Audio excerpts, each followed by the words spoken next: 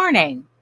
The following live broadcast may contain loud, obnoxious, shrill, and alarming noises that might be considered disturbing, if not outright uncomfortable to listen to, especially if you are wearing headphones. I share my office space with an African gray parrot and two parakeets, and I have no control over their behavior. While I am live streaming, unlike my regular videos where I have the opportunity to edit them out as best as I can. If you are sensitive to loud, surprising background noises, I recommend either not turning up your volume too loud or watching my edited pre-recorded videos instead. Viewer discretion is advised.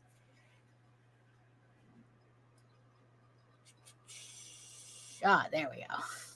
Well, hopefully he'll stay a little bit quiet. I filled him up full of Cheetos, so that should keep him a little occupied for a bit. Oh my goodness! Oh my God! It's like it's not even like hot like it was last week. Like, finally, it's like I really hated that heat wave we had last week, but it's like summer is not my best season. It really isn't. It really isn't. So hello everyone. Welcome to another edition of my live stream. My live draw stream. I really should have a snazzy title for it, but look, it's just I don't know, the EgoWorks live stream or whatever you want to call it. Daphne Lage art, live stream, draw stream, because that's what we do here on this episode. So let's see. It's like, hello, Joe. Hello, welcome. First one in today. Look, even Einstein was impressed. Thank you so much for showing up. And yes, I see you, my eyeball people, watching me from regions beyond. Thank you so much for joining me on this not so sultry Wednesday. Which is good. It's only 86 degrees in the office. It's not too hot, but it's just hot enough. I went out to do some errands, and when I came back, I had to change my clothes. Everything was all sweaty. So it's just enough to be annoying. That's what it is.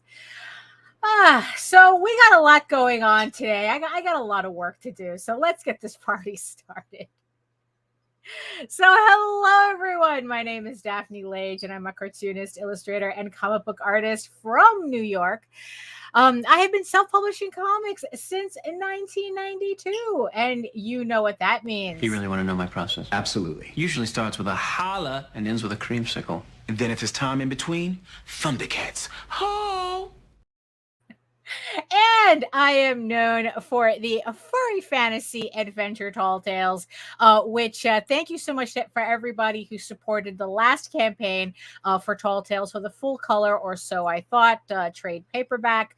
I just labeled pretty much the last of the packages this morning. So hopefully by tomorrow, I will have pretty much the last. There's two more packages I need to finish packing, but I'll have pretty much the bulk of it out the door by tomorrow. So thank you so much for everybody who supported the campaign. And I am known for my medieval fantasy mature audiences drama, EGORAVEN, Heir of the First Unicorn, which returns to Kickstarter this Friday. This Friday, we are launching EGORAVEN issue 7 on Kickstarter. So make sure you hit the link in the show notes below so that you get notified the second the campaign goes live. But we'll talk more about that a little bit later. I am also co-host with Nita Landing on the Raging to the Vlogs show every Monday and Friday on the Indie Comics Network at 11 a.m. Eastern. And yes, it will be on that show on Friday. We will be launching EGORAVEN, Heir of the First Unicorn, issue 7, live on the air on the vlog Vlogs show this Friday at 11 a.m. So if you want to, I'm going to have some goodies to raffle off for all of the first, all of the pledge, all the first physical pledges on the campaign. So at the end of the hour, I will do a raffle to reward everybody for pledging in the first hour ish of the campaign. So make sure you join us there. In the meantime, you can read both my comics online at Tall Tales, TAILS online.com and egoworks.com. EGOWORKS is right there. And you can check out all my videos on how I make my comics here on YouTube on this very channel at Daphne Lage, Lage Art, which also simulcasts through the Indie Comics Network. So make sure that you like, subscribe, share, and hit the notification button so that you get notified whenever any of our shows, mine and Indie Comic Network, any show on there goes live, so you don't miss anything. So yes, and for my eyeball people, if you are joining me from Facebook, come on over to YouTube. Join the sexy people in the chat. Hold on, let me check to see if there's any more sexy people. Oh, here we go. Yes. Gothic Lolita Angel also joining us today from Twitch. Thank you so much. And Joseph Solano as well, making his appearance in the chat. So come on over to YouTube. Join my sexy people in the chat. And because Facebook acts up, I no longer stream on Twitter because they don't even allow me to see the comments. So I figured, what was the point, right? So if you want to have a live conversation with me on the air, YouTube is the best place to do it. So so let me see. So a couple of more housekeeping things, just so so like I said, EGORAVEN launches Friday, so join us on Friday on the vlogs at 11 a.m. So that you can pledge the campaign on the air and you get entered into a raffle to win. I don't know, I haven't figured it out yet, but you'll win something.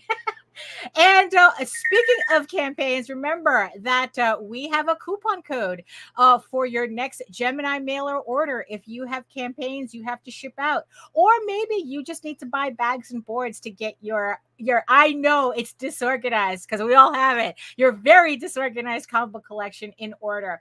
You can buy bags and boards as well using our coupon code RAGIN10 at Gemini Mailer, at Gemini Comic Supply. So head on over there and pick up all your comic book storage and shipping needs. They even have like regular storage boxes too, which is pretty good.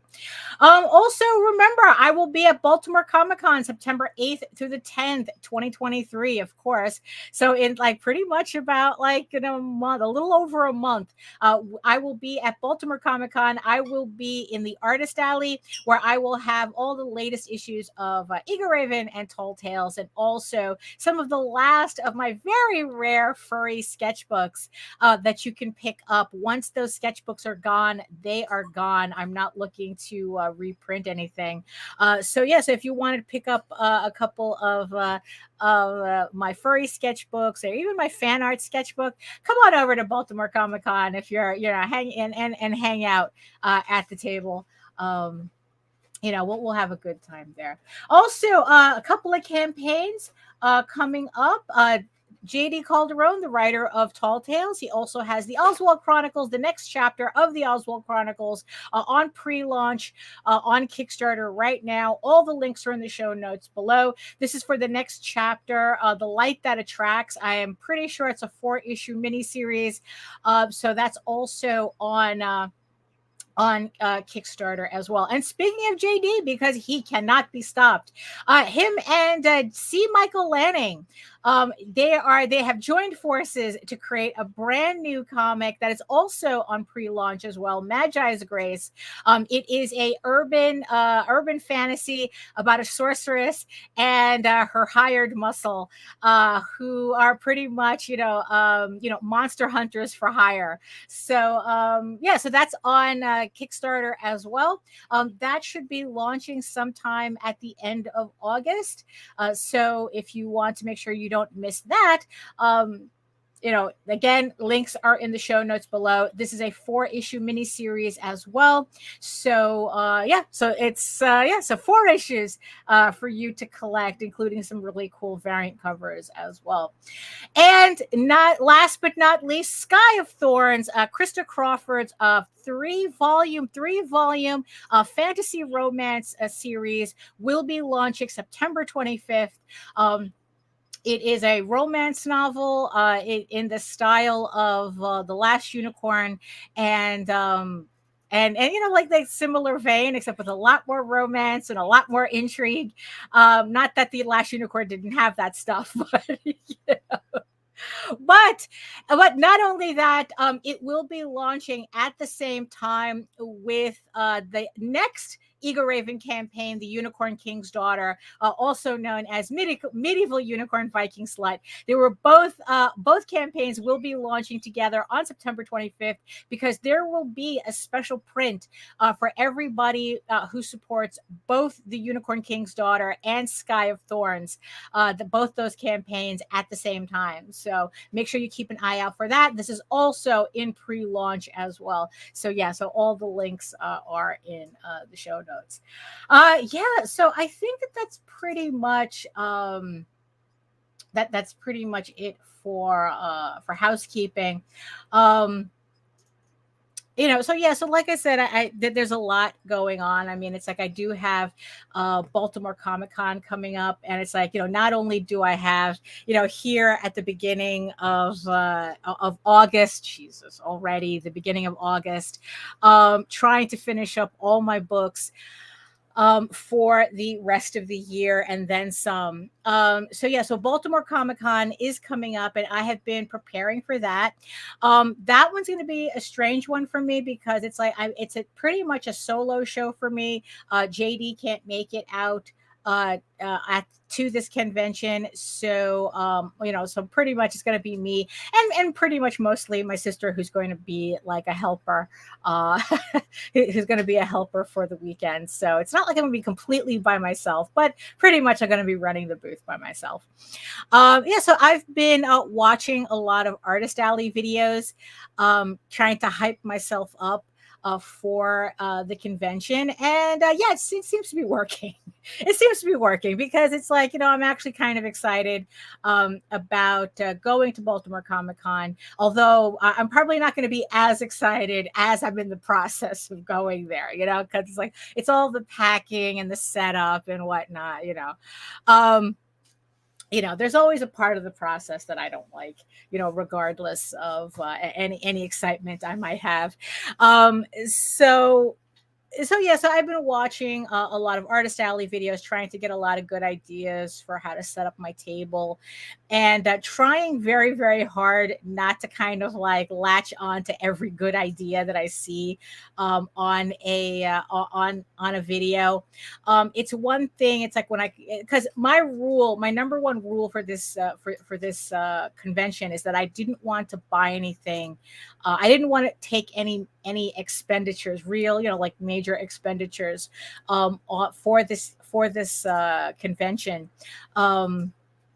It's like, except for things that I was going to do anyway. Like I did, I did replenish my stock of Tall Tales and EGORAVEN, because I have to do that anyway. So it's not like I wasn't buying those books. So I'm pretty stocked up on those. And so that I bought, but like anything else, like I'm not making anything technically new for the convention. It's just going to be the books that I have. I mean, I haven't been to this convention in years, so it's like anybody who visits me at Baltimore, they're pretty much, everything on my table is going to be technically new, even the old stuff. So I'm not really concerned about that. Although the thing that I have been kind of like spending a little money here and there is for the table itself. I'm going to have, it's like, there's things that I have already that I'm going to utilize. Like I have a comic book rack, and I have the, the cubes, the wire cubes that everybody uses, especially in anime conventions. Everyone has those cubes, except mine are in black, not pink. So, it's like my aesthetics will be kind of lacking. Because I mean, some people they get like super elaborate with their tables, and it's like, I just look at that, it's like, oh, I don't have time for that. So I'm gonna just work with mostly what I have. But there was like some little display things that was didn't cost a lot, that I figured that I kind of pick up and whatnot. Like I bought some clamps to keep the wire shelves really attached to the table. That wasn't too bad. Just some like storage boxes, some display boxes, like really cheap stuff, at Michael's or whatnot, whatever was on sale. So, like I said, I try to keep my costs down on that. But you see, the thing is, though, is that enough of these good ideas, when you put enough of these good ideas together, they start to add up. So I have to chill right now. I think I pretty much bought there's a couple of more things I want to buy. But that's pretty much it. It's like, I think I pretty much have everything ready, as ready as I can be for the convention. And also speaking of, trying to keep costs down, one of the other things I'm going to have at the convention that I'm going to be trying out, this is one of those steal those ideas type of things. So if you think it's a good idea for you to have at your convention, feel free to take the idea. If you've been watching the vlogs, I've been showing these off already, but because we skipped a week or so with the live stream here, I don't think I showed these off to you guys. So what I'm going to be doing, just is I'm going to be offering up these little booklets. I'm pretty sure I spoke about this, but these are the final results of it. So these are little booklets that fold out into mini posters, and in the mini comic itself, there is a QR code for you to download the first volume of Tall Tales Thieves Quest, which collects issues 1 through 5, and the first volume of EGORAVEN, which collects each issues 1 through 4. So I don't know, it's just a way, like if you're the type that likes to read your books on your phone, and you don't have the space to keep buying every trade paperback that comes along, I'm hoping that this is a viable alternative for you.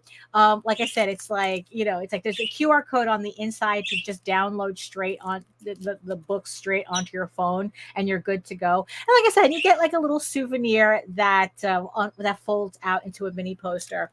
And the cool thing about these is I already had the supplies here to put these together. Like I had the extra bags and the hanging tabs already, so I didn't have to buy anything for that. And because I'm technically testing these out, I printed the mini comics here at home, so it's like using my own printer. Let me see, where's my sample? I have a regular mini. This one doesn't have the QR code for the book, so I'm not going to feel bad showing it. So this was the original prototype for the idea for a mini zine. So what is, you can pretty much find the template for this on Google. Just Google it. Just Google mini zine, how to make a mini zine, and you'll find a template for it. So what it is that it's just a folded double-sided 8.5 by 11 sheet, and you fold it in a way where you get like a little booklet, and this is just a little promo for EGORAVEN, and then the QR code on the back that goes to my website. So it's like, I was thinking, it's like, oh, it would be a nice little freebie or something. And then when they open up, when you unfold it, like I said, you get a mini poster. You get a mini poster on the inside. So so I thought it was just a cute idea, and then it just folds like that. You kind of get the. It's a little tricky with the fold, because once you cut it in the center, but then once you realize what you're doing, it's I thought that was pretty cool too.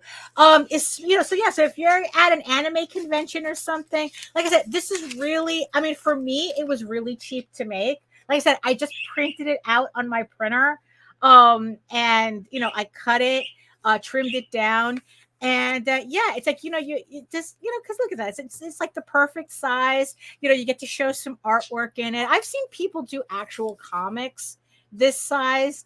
Although it's like, for someone with bad eyesight like me, that's not exactly a good idea. Like, look at how big I had to put the text there just so I could read it at this size. But yeah, I recommend. I think it's a neat little thing. I've seen people do variations of it, black and white, color. I've seen some premium ones. I have one that's kind of the same format. The only thing though is because of the content, I can't show this off. I can't open it. This little zine is very not safe to work. It's beautiful, but it's not safe for work. But it runs on the same concept as this. It folds out into a poster. It has that slit in the middle so that you can technically get more pages. So yeah, so it's just like a really this one I actually paid for. I mean, something like this.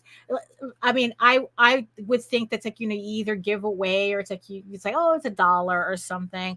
But these with the actual QR code in them to download the book, I'm going to be selling these for like $10 each, or the two, or you can get the 2 volumes for 15. Considering the actual trade paperbacks, just I guess like just to show you the comparison. So these are the actual trade paperbacks that you would see on my table. So it's like, so the Tall Tales one goes for 25, the EGORAVEN one goes for 35 because it's in full color. But you can get the PDFs of these books, these exact books, for $15 for both. I mean, I think that's a pretty good deal. So, I mean, I'm going to try it out at Baltimore. I'll fill everybody in, as to how it works, like how it does or whatnot. And it's like, yeah. And it's like, if people seem to like the idea of being able to buy PDFs at a convention, it's like I'll probably make more of these. Like I said, they're really it's really cost effective, which is what I was really looking for the convention. Hold on, let me just put these books away. I don't like leaving books lying all around. It's like my office, as you can see, is very small, and anything that's out of place immediately clutters the area. So I try to keep everything, like if I take it out, I try to put it back as soon as I'm done with it.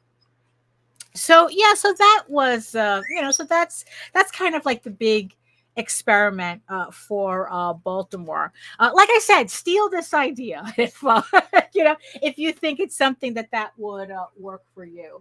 Um, so yeah, so also speaking of my upcoming campaign on Friday, this I'm pretty sure I didn't have the last time we did a live stream, but I got the proof to EGORAVEN issue 7. So as you can see, the book is completely done. It is proofed, it's ready to go. All I need is just the order from the final campaign. So if you've never seen my books before and you want to try it out, but you're kind of iffy on the whole concept of crowdfunding and Kickstarter, because like, oh, how do I know I'm actually going to get the book or whatnot? On my campaigns, you will get the book. You will get your pledges around 3 to 4 weeks after the campaign ends, provided that there's no hiccups in the printing process or shipping or whatnot. I know that UPS was threatening to strike about a couple of weeks ago, so that was kind of like, oh my God, how's this going to mess up everything? But crisis averted, so we don't have to worry about it. So pretty much around like 3 to 4 weeks after my campaign ends, I literally put the order in for the books the same weekend the campaign ends, so that I get that process started and I get the books in as soon as possible. My hard and fast rule for crowdfunding is never crowdfund until your book is until your book is complete.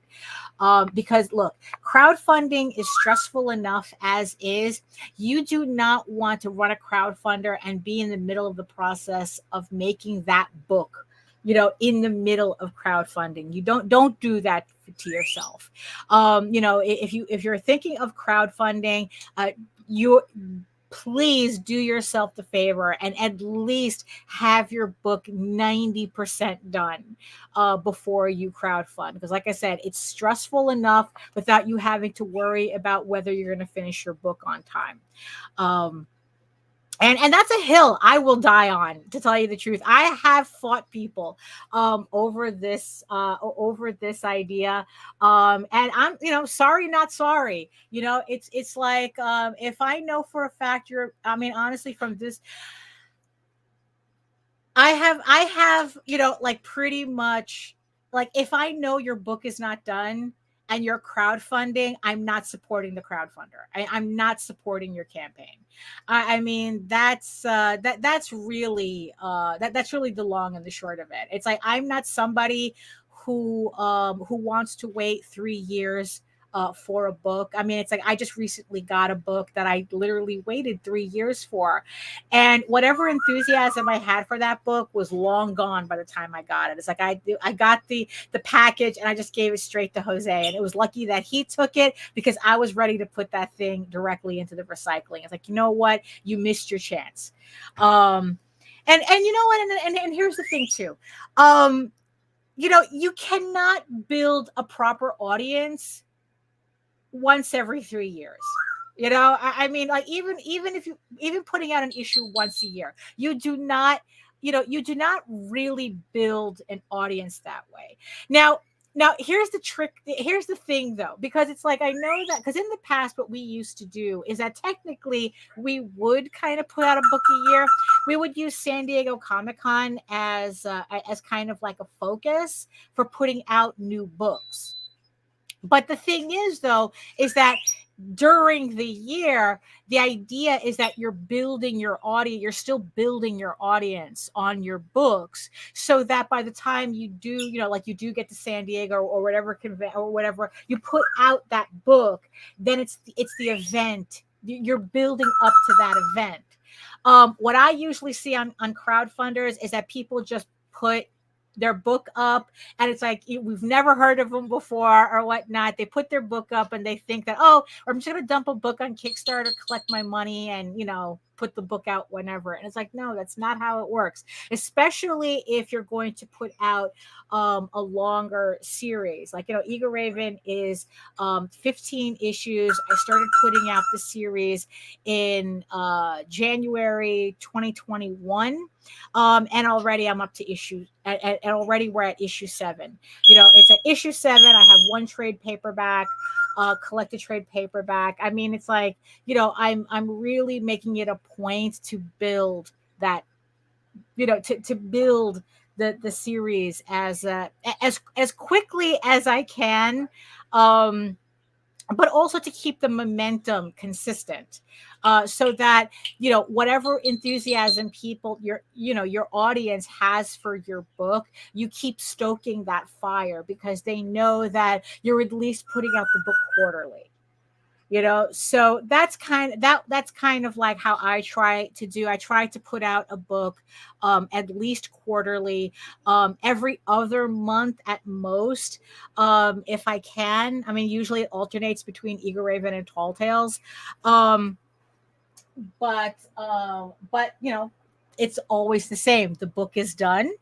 So the book is done and the book is done. That's and really it's like, I still can't believe that in and of itself is a selling point, because so few people do that on crowdfunding.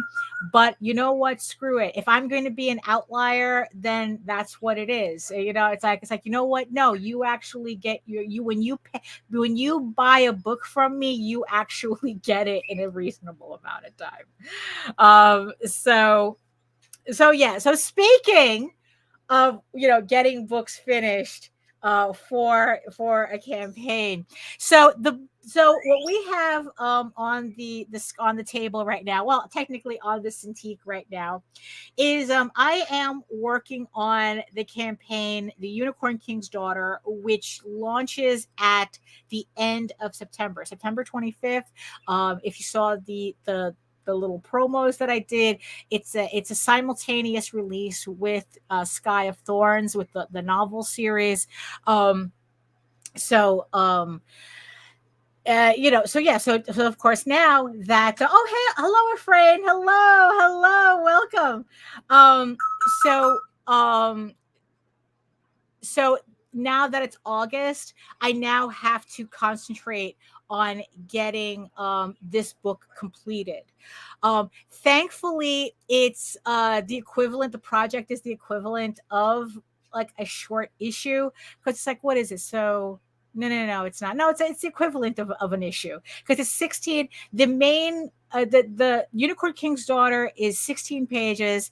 The supplement, the Medieval Unicorn Viking Slut supplement, that's 8 pages. What is that, 24 pages? Yeah, it's 24, 60, 70. Yeah, it's like, look, I can't do math. It's 24 pages. It's 24 pages. So technically it's a short issue if I count all the pages together.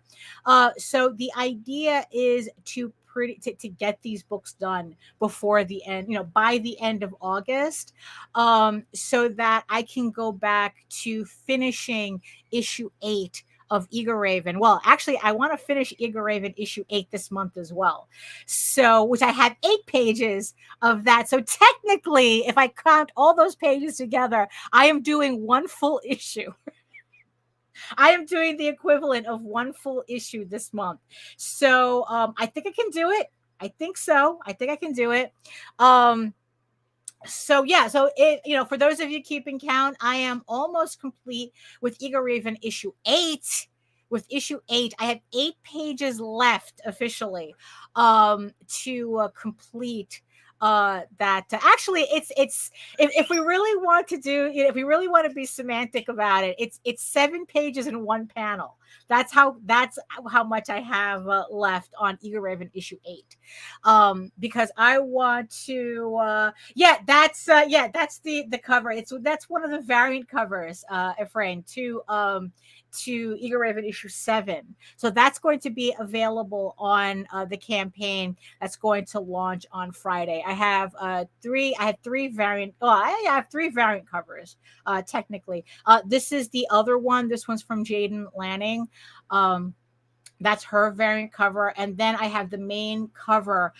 This is the other one. And then I have the main cover in its usual special covers, like in the silver foil, the hollow foil, and the virgin. Technically, all my covers come like that. So I am working on, so right now what I'm doing, so I'm working on, this is page 2 and 3 that's on the screen right now, for Unicorn King's Daughter. So what I'm doing right now is that I am prepping the pages for coloring. So what I'm doing now is I'm putting in the highlights and the shadows. And then once all that is done, then I have to go back in and flat, which means I have to put in the base colors in myself. Unfortunately, I wasn't able to afford my flatter this time around. Hopefully on the next campaign, I can get back on getting my flatter back. But this time around, I couldn't really afford it. So I have to do the flatting myself. So that's why I'm trying to get like all these pages done, like the shading, as quickly as possible, so that I can flat without without it getting in the way of anything, because flatting is a little tedious. And no, it's a lot tedious. So what I'm going to do is I'm going to throw a bump where I'm going to switch over the screen. I'm going to prep. I'm going to bring my Cintiq over in front of me so we can work and we can get started there. So, so I will, hold on. I will be right back then. So hold on and I'll be right back.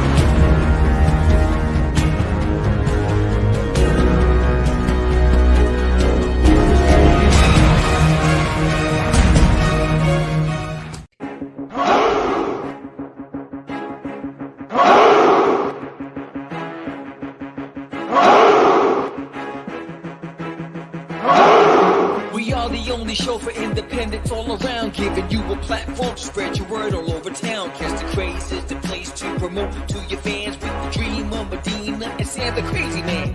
Subscribe to our show and never miss an episode. It's time to get your meds, listen to us on the go. Updated every week, we never miss a day. Join the squad, come on in. It's time to catch the craze. If you are an independent, catch the craze. Making moves on your own, catch the craze. On your grind in the streets, catch the craze. Join the movement, catch the craze.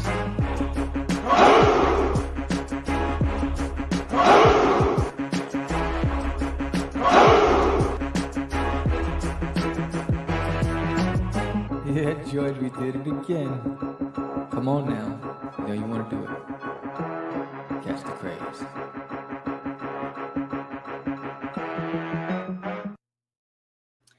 There we go. There we go. So as you can see on the screen, so these are the 2 pages that I'm currently working on. Actually, it's going to be the 1 page because the other page is pretty much done. So we're back in Photoshop again. I don't use Clip Studio Paint for this part of the process. The other day I colored something in Clip Studio, and it was a little bit awkward. It really is a lot faster for me to do this in Photoshop. So at this moment, that's what I still have the 2 programs that I jump back and forth from. So Clip Studio, I've been inking beautifully on Clip Studio. I've been having, I've been really moving along on issue 8 with it. But when it comes to the actual coloring, at this moment, it's faster if I use Photoshop because I'm already really familiar with it, and I'm not in the mood for learning curves right now. So that's why I'm back in Photoshop. So the pages that I have here, so like I said, this is page 2 and 3, and these 2 pages are proving a little bit of a challenge to me because they're technically it's a splash page. It's a double splash page. What happened was that I realized that I didn't put a bleed, that I'm going to need a bleed for the splash pages when I put them in the InDesign file. So what I'm going to have to do is I'm going to have to go in later and I'm going to have to extend like all of, whatever this line that you're seeing here. I have to extend everything, all the pen and ink, past that in that gap so that it cuts correctly when I put it in the InDesign and they trim the books. So that was one thing that I kind of forgot to do. So I'm going to have to go back in and fix it. But I'm going to save that for later because that's not going to take me too long to do. These are the only 2 pages that need it. And it's more important for me to actually get the shading done. So what I have here, okay, hold on. I think I did something. Okay, all right. Okay, all right. So it's this one. Okay, so, all right, there we go. Right, so as you can see here, that white area, that these white lines that showed up is the trim. So hold on, let me put, okay, because it seems like I had put that color on the wrong layer. Okay. So this is pretty much how I set up my pages for coloring. So on this page right here, this is pretty much like my base. So I use the green because when I do the shading, it's better on my eyes. I cannot shade while the flat colors are there. Not that there's any flat colors here anyway, because remember, I didn't get a flatter for this. But the green is to really help me visualize the shadows better. And I'm going to show you how I do that. So that's why I use this green. So I have the inks on a separate layer. And then I have the green underneath it. So so that way when I'm coloring and shading, it doesn't affect the actual line art. So this page here, page 2, this is essentially what the pages look like after I'm done shading with them, after I'm done shading, and also before flatting. So as you can see here, so this is my green undertone, which is going to be pretty much where the flats are going to reside. So once I have the shading done, this is where I'm going to put the flat colors. I'm going to use this green as that contrast as I'm putting in, tracing out the flat colors. So, and like I said, the inks are on a separate layer so that I don't have to worry about anything affecting the inks until I need to color the inks themselves, and that has its own clip. I forgot what it was called, a clipping mask, I think it is, and that's where I color the lines. But that's kind of like the last part of the process. So what I do is there's a particular purple violet, this purple violet color that you can see right here up here that I use for shading. I did a lot of testing when I was learning to color this way, and I did a lot of testing on my own work as to which colors work best for how I color and the type of color palette that I use. I kind of lean towards more brighter colors, and I needed a shadow that a shadow color that could pretty much work on top of any color, pretty much mostly. So I came up with this lilac-ish color that what I do is that, you know, I pretty much I do exactly that. I just shade with that color. So normally when I'm putting down the color, this is what it looks like. It's just a flat tone. And then what happens is that then I convert that layer to multiply, and then it gives that shading that the tone that I want for the shading. And also, as you can see, depending on what I was shading, I used different colors for whatever effect. Like for the armor, the purple really doesn't work, so I used kind of like a bluish, that bluish gray tone. Actually, it looks kind of like a purple color as well, but just darker. I use that for any metal and anything, you know, any armor or whatnot, and swords and metal and whatnot. But it depends. If it's a gray metal, I use the gray color. If it's kind of like a golden metal, I still use the lavender for shading. So then it's like when I hit multiply, like I said, it gives me the effect that I want. And also the best thing about shading this way is that whatever color is underneath doesn't affect the shading. Although you're probably also seeing that there's this yellow. Oh, actually, that's on the wrong layer. So I have to do that. I have to take that yellow and put it on the other on the highlight. So I have to fix that later. So there we go. Messing up layers doesn't matter the program. So when I do the highlights, though, highlights require actually a little bit more thought when it comes to the color. So as you can see, I'm actually, like, I use the same purple for highlights most of the time. But the thing is that when you're doing highlights, which is pretty much these colors, but set to luminosity, I would, it's like if I were to do it on this green, they pretty much disappear, but they do, you can see some place where they lighten up. But some colors don't really work So you kind of have to play around with what colors work best as highlights, because unlike the shading where I can kind of get away with using the same color for everything, with highlights it's a little trickier. So as you can see, like if I'm using green, what I noticed that yellow works better as a highlight than the purple. For the metal I use white highlights because it really makes the like armor pop, so that's what I really like using. And it just depends too. I mean, sometimes, it depending on what kind of mood or whatnot that you're making for, that you need for your page, you kind of have to adjust your colors accordingly. So that's pretty much it. Yeah, it's like, yeah, so I'm gonna have to fix that.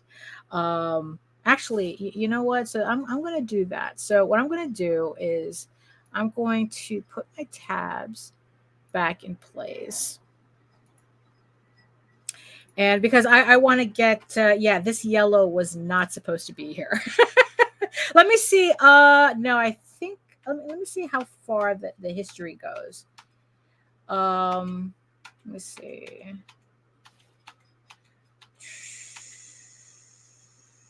You know what? It might go too far. Okay, let me just there we go. I'm just gonna have to, yeah, I'm just gonna have to manually take this. So so here's oh, it's on my ink layer. That's even worse. Actually, no, it's not. No, it's not. So this is what I'm gonna do. This is kind of like the shortcut. Kind of like a little trick that you can do if you accidentally put color on a layer you're not supposed to. So like in this case, I accidentally put it on my line layer. So I'm going to click my line layer and I'm going to select this area, just with the lasso tool. Right. And then what I'm going to do is I'm going to go to select and color range, and I'm going to choose that yellow that I wanted to select. So yeah, so here you see it, it's selecting the yellow. And then all I'm going to do is I'm going to hit Control X, which is cut. So you see it, so it cleared out, but I still want to use that yellow. So I'm going to go to my highlights layer, and I'm going to do Control Shift V. Control, because that's paste in place. Not just, if I just did a straight paste, it would just plop it anywhere on the canvas. But because I want it to be in the same place that I had it accidentally in the other layer, then Control Shift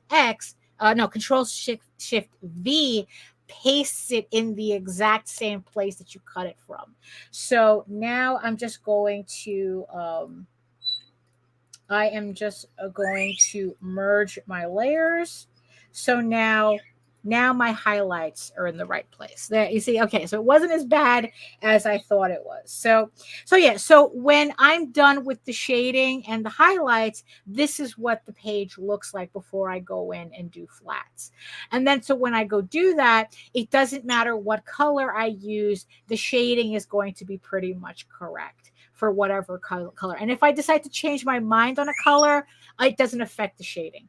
So that's what we're going to be doing. Like I said, I'm going to worry about the bleed at the end of the process, because it's just these 2 pages. So what I'm going to do is I'm going to save this, and we are going to go back to this page that we're going to actually work on shading.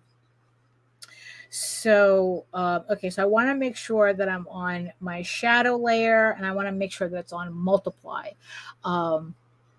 So that, because then it's a lot easier for me to see the color. If I just use the color flat, I don't really see it as well. I don't know whether it's just my eyesight in general or just the contrast with the green is it's not enough for me to really see it. But if I put the shadow layer on multiply, then I'll get a much better result from that. So let me let me start the music, get some background music going, and I'm going to start. Let's see. As always, we're using Epidemic Sound playlist. Oh, that's a little loud. I think that's a little loud. I don't want to. I just need I just need the ambiance, not something to compete with. So from Epidemic Sound, not sponsored, but I should be. Oh, hello, Nita. Oh, good morning. Good morning, Nita. Look, I mean, it's like if you need the nap, you need the nap. I mean, it's like, wow, I almost took a nap today. The only problem was that it was around like 3:30. I felt like I needed the nap. So of course we're not gonna do a nap that close to to the live stream. So yeah, because I was feeling tired. I was feeling tired all day, and I actually just went out and kind of took a walk to try to wake myself up. I took some packages to UPS. I went to Home Depot to pick up some clamps for the Artist Alley table for Baltimore, and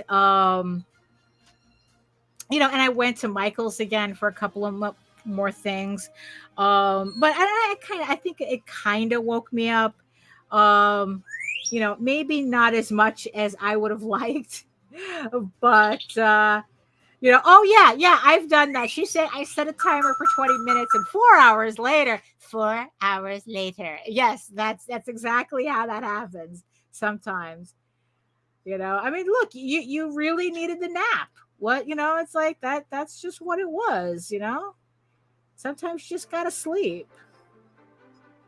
You're only forcing, forcing the inevitable.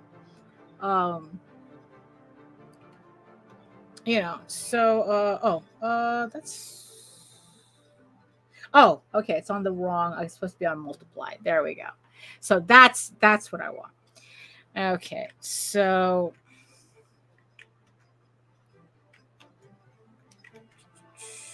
okay. Actually, let me just close this up a little bit more.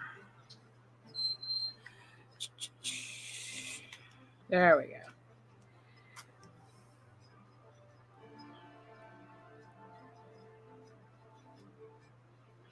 Yeah, so for those of you who have been following my adventures in Clip Studio Paint, yeah, I am currently 7 pages in one panel.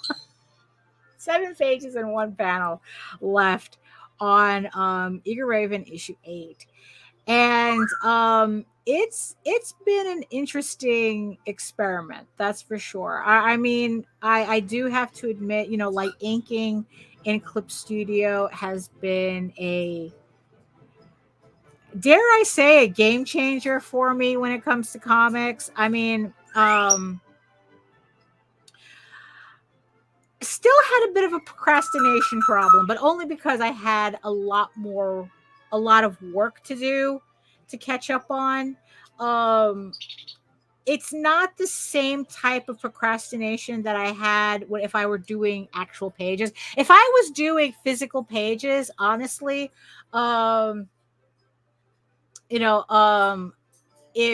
I don't think I would be this far in. So there is really a benefit to me doing these pages, doing my comics in Clip Studio Paint. But the thing that I have to be careful with is that I did notice a bigger temptation to fuss with pages. And I did succumb to that temptation. I actually went back to previous pages that I did already and kind of updated them as I learned certain things. So I was probably fussing with the pages more than I should have been. But honestly, I chalked it up to I'm learning the program, and Yeah, well, I want more. Yeah, like this. I'm learning the program, and and there was just, several things that were just too good for me to just leave it. It's like that. I figured, what, if I can go back in and change it, and then it's like, so what happens is that now that I know how to do certain things, if I need to do that again, it's a lot faster. So, yeah, so this issue has been kind of like more of getting through a learning curve, rather than, it's like, oh, I have to finish these pages no matter what. I mean, that's happening anyway. But yeah, that's what I kind of noticed, that I was fussing a bit, but it's a type of it's good fussing.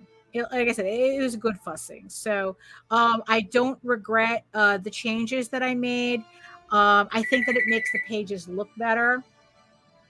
So like I said, we'll just chalk that up to learning the program, and when I go to issue 9, we'll know better. We will know better.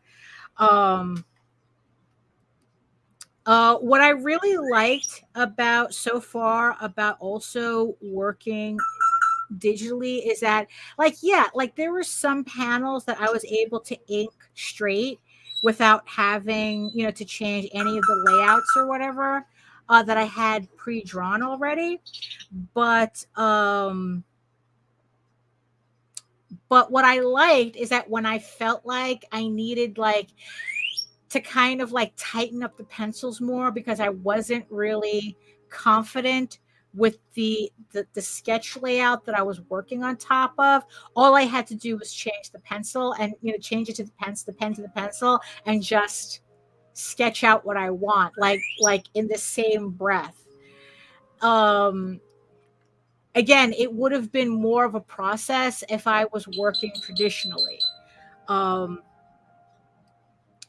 so that I really appreciated, being able to do, to kind of just go back and forth without really having to think about it. That it's like I could just sit down and start working on pages, and whatever I needed to do, I could just do it in this exact same space. Like I said, as opposed to like, oh, I have to do a scan, I have to do the printout, I have to, light box it, then I have to scan that in again, and then I have to light box it again, I got to print it out, and it's a whole, it's a process when working traditionally. And it's like, um yeah, and I'm kind of at that point where it's like, yeah, I it's more important that I'm more efficient with my work than whether I'm do it's like, oh, I need to do this traditionally or not. I mean, it's like, look, I know I always have to kind of comfort people with with the kind of like disclaimer. It's like, look, I'm not giving up on traditional artwork. It's just that this is allowing me to work on pages faster. Although that's kind of debatable, whether like issue 8, that I mean, whether issue 8, I'm working on issue 8 faster. I'm not, like, I started working on issue 8 maybe like the last 2 weeks of June, and already we're in the first week of August, and I'm 8 pages left. um I'm not sure if at this moment I would say that it was faster, but at the same time, it's like I know that, I wouldn't be this far in if I was traditionally inking. I wouldn't be this far in, especially during the heat wave. That was a huge thing, because during the heat wave, I'm I'm actually unable to work on paper. Especially with my inking, the way I ink, it's like it just I just get like too sweaty to work on paper, and also the paper has a tendency to swell up. So, you know, it's, you know, there's always something. There's always something. So on one hand, I feel like, yes, I can get these books done faster. But on the other hand, I think that the the the ability to get fussy because you can constantly make changes is just something I have to keep an eye on. Um, you know,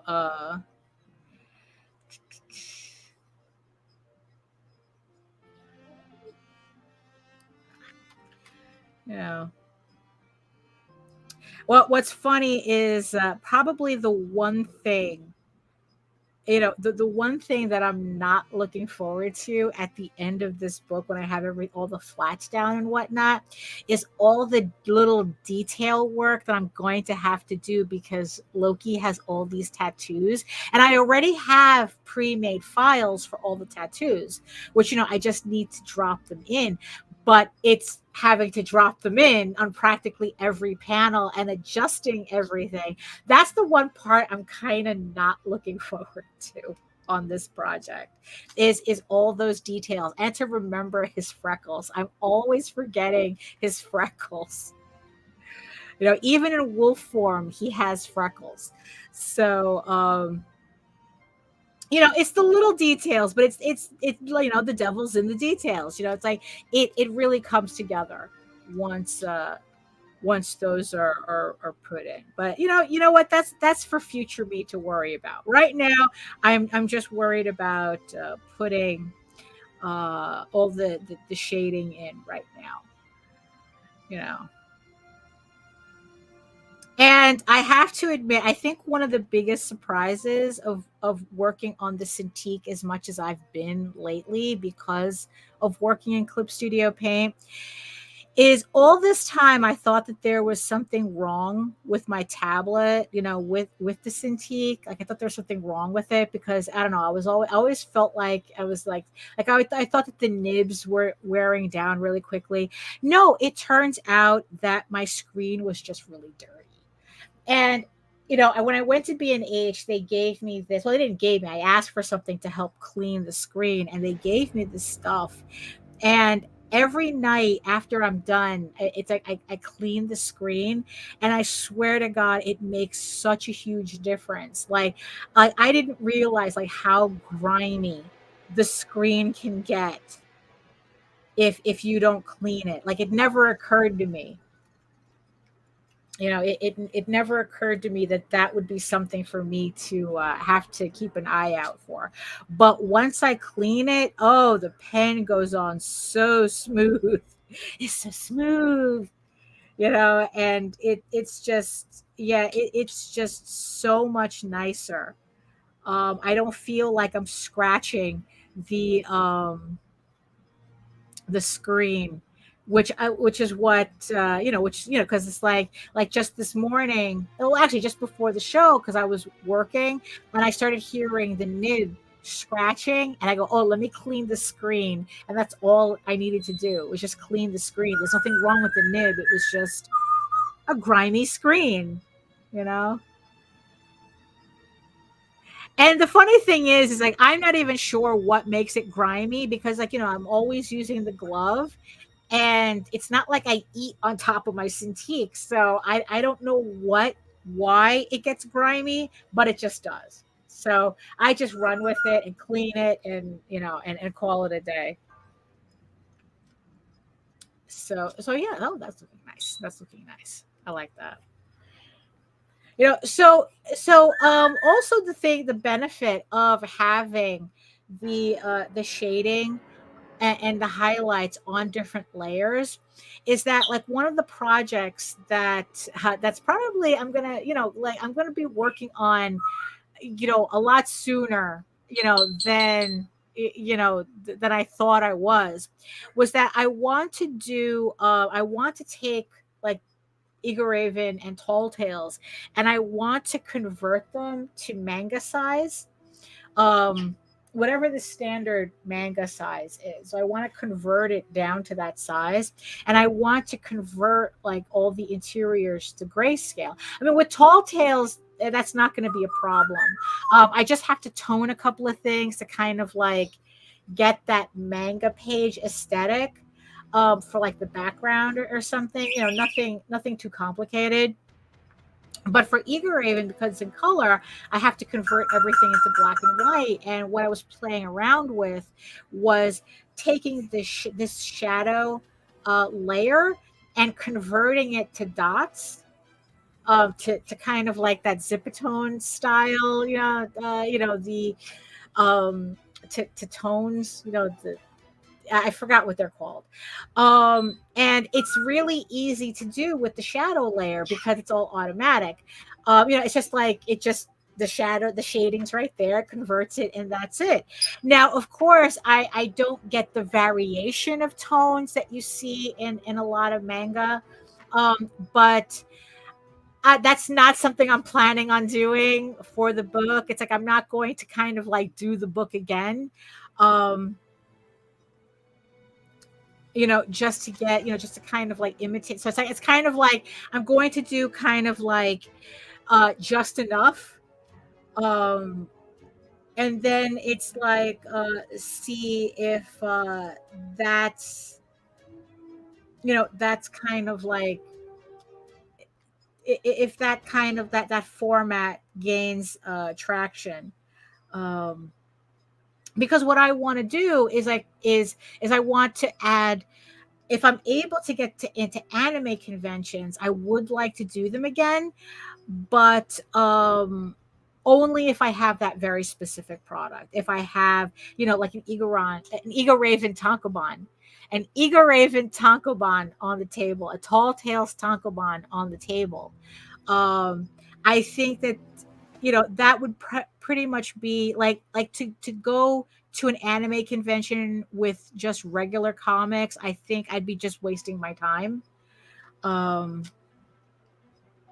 want to have a product that particular audience is already familiar with. And, and that's kind of like what it is. It's like, if I'm swimming in their pool, right? I have to consider what they as an audience are into, and how, if they would be more receptive to my book and my artwork if I presented it in a format that they were familiar with. That's been something that I've been thinking about for a while. It's just that before, it was part of the conversation about, well, I'd only consider doing a tankobon if I had like a widespread, like kind of like a wider distribution deal, like, in that gets my books in Borders, Jesus Christ. It's like, what, that hasn't been a thing for what, like a decade at least, in Barnes and Nobles and Walmart or whatnot. Like that would be the only way it would make sense. But the thing is, though, it's like when Jaden did the variant cover for issue 7, which is, I think it's the next one. It's the one after this that's going to cycle out. That's going to cycle into. She did, this one. That style, I could completely see as a cover to a manga. And it's like, I go, you know what? It's like, I think it's worth the experiment, even though it's going to be a little bit more expensive on my end, because I won't have the volume to print properly, to get the cost down the way I feel is kind of necessary. But I don't know, considering everyone's raising their prices anyway, I don't think in the end it matters. So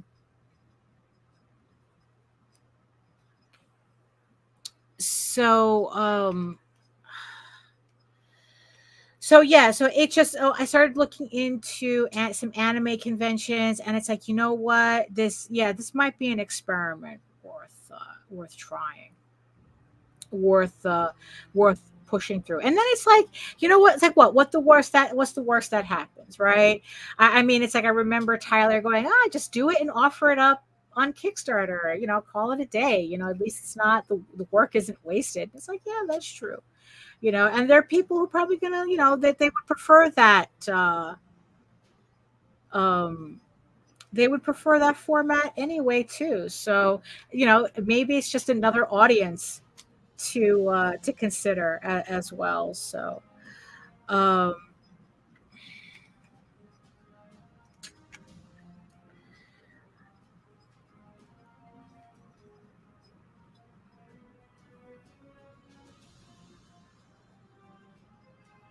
oh boy. Like I said, it's like I'm still tired myself. Let's see. So what else? What else have I noticed? Oh yeah. So Kickstarter, it seems, has put out um pretty much their, I wouldn't want to say it's a regulation, but their latest update now requires everybody who uses AI in their comic book projects. Well, I'm sure it's like, to me, I only care about the comic book section. So I don't know if this applies to any place else, any place else on Kickstarter. So I'm pretty much, I'm pretty sure it was, for everything. So now it's they're requiring that everybody who uses AI on their campaigns, they need to disclose not only that they're using AI, but how they're using it. And I think also they have to say like which I guess like which AI program they're using. They have to disclose their um, their usage of AI. And to tell you the truth, it's like I'm glad that they're doing that. Um, because like it's kind of like going to a restaurant, and you appreciate it when you're able to tell if especially if you have dietary restrictions, like, oh, if this is gluten free or vegan or vegetarian. It's like, it's kind of like that. That's kind of how I see it, so that I know which foods to avoid and which foods I can actually eat. I'm a lactose intolerant vegetarian, by the way, so it makes it a little complicated. I need to know. so, um, so I'm kind of glad that Kickstarter is finally doing that. Because honestly, I've seen some campaigns where the people running the campaigns really try to be slick with hiding the fact that they're using AI, even though to me it's pretty obvious it's AI, but they try to cover it because, yeah, it's like, AI is not exactly beloved right now. So, yeah, you're going to get shit if you use it, especially if you're using AI art. So look, him, it's like, hey, them's the breaks. That's what it is. If you're going to if you're going to insist on using a massively unpopular product, let's just say, yeah, you have to put up with the backlash. And part of that backlash is people not wanting to support your campaign because you use AI on it.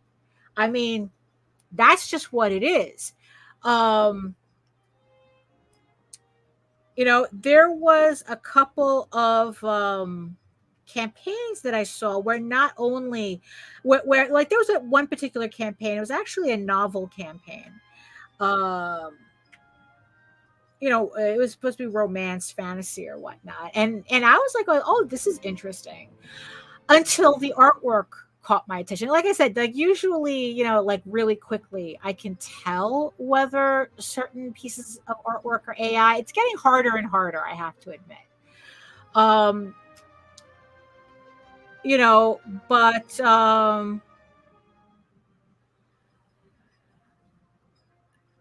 you know, so I was reading their credits, And of course, like I pretty much I could figure out, especially because none of the artwork matched, even though technically they were supposed to be the same characters. And because AI doesn't duplicate characters, so they were, I guess, like, so they were just using like everything the AI was spitting out in the campaign. And but what happened is that they had an artist credited, but it's like, but it was done in a really, really shady way, because it's like they just said artist, it's like really something vague.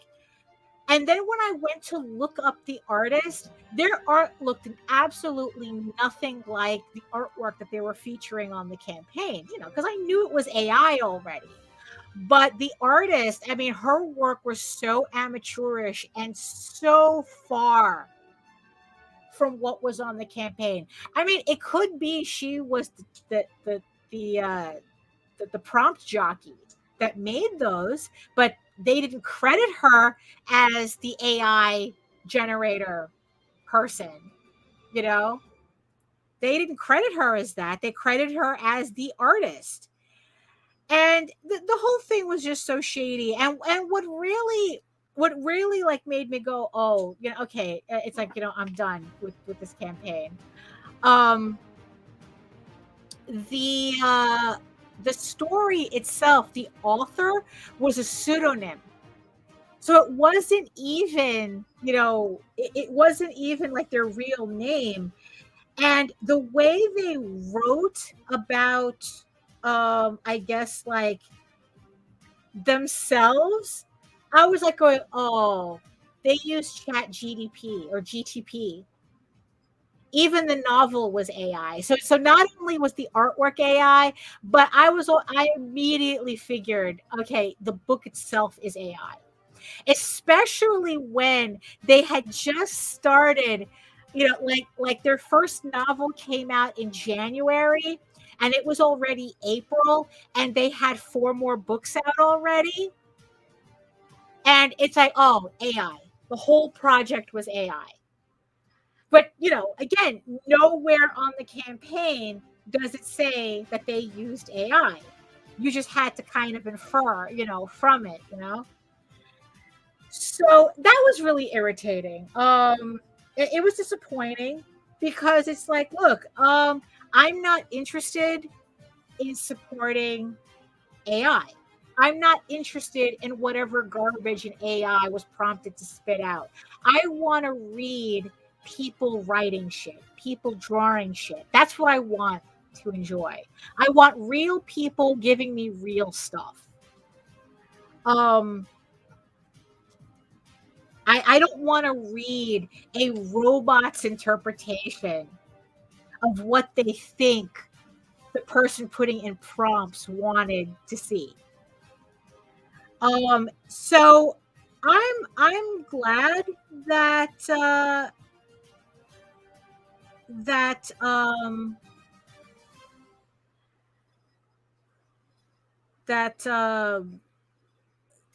Kickstarter is requiring that you have to disclose whether you're using AI or not and how you're using it in the campaign.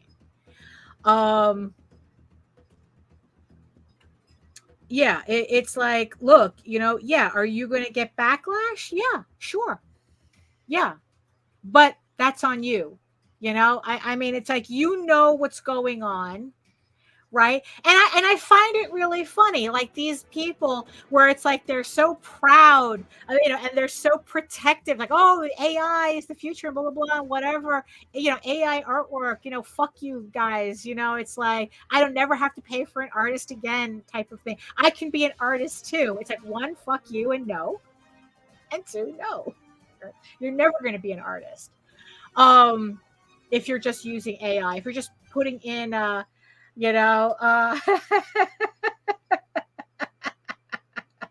yes, exactly. Real is always better, artisanal artwork for the peoples. And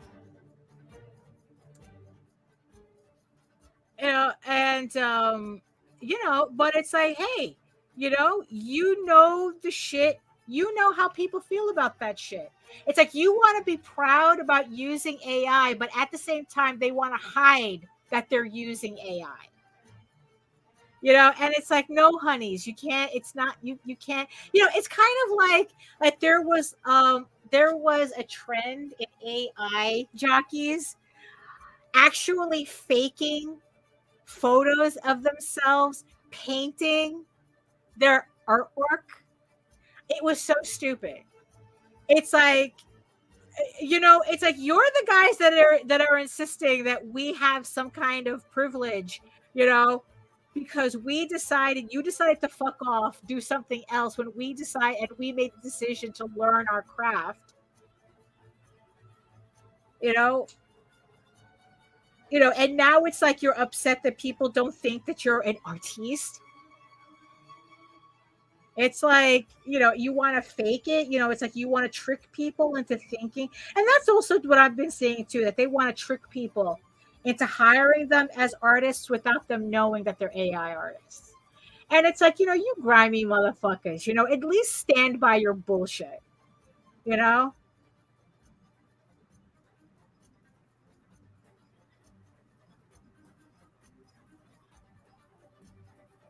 But yeah, but it's like I'm hope I hope that, because what it is, it's like I do see people trying to not fill in the forms and trying to like kind of ignore, and look, I really do still see campaigns coming out that it's so obvious that they're AI, but they think that, oh, if nobody asks, I'm not telling them. And it's like I'm kind of wondering how um how Kickstarter is going to enforce that. And I hope that they do. I hope that they do. Because there's certain people that I'm thinking about already that it's like, oh, they're going to try to fake. It's like I will put money that they'll try to see if they can complete the form without saying they're using AI, but they're using AI artwork. Um, you know, or what they'll do is that they'll credit the AI jockey, but they'll credit them like an artist, not but still not disclose that they're using AI. That's AI. I mean, I really do see these people going out of their way to circumvent this because they suck. All of them suck. As people. Um, you know,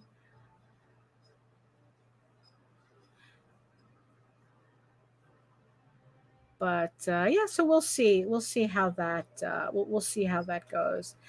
I mean, honestly, I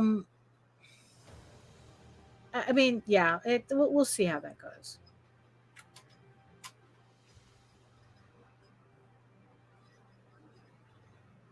It's like, unfortunately, the technology is being pushed faster than it can be regulated. It's going to take a while for copyright law to well, I mean, the copyright law is actually it's already set. It said you can't copyright this shit. You cannot copyright AI work. Period. That's it. You can't copyright it. So, which I think that's the reason why companies haven't completely like gung ho jumped on it yet, because if you can't control the IP, you don't control anything. So they're not going to waste their time with a technology they can't control. But yeah, it's like, it's disheartening, but you know whatever. It's like all I can do is just continue doing my work, and keep putting out what I'm putting out. And it's like, what, come what may, come what may. I Yeah.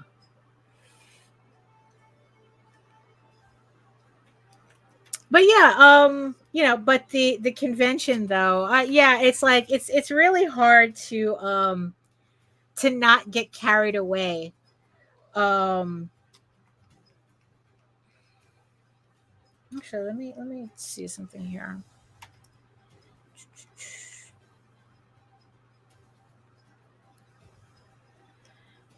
It's yeah, it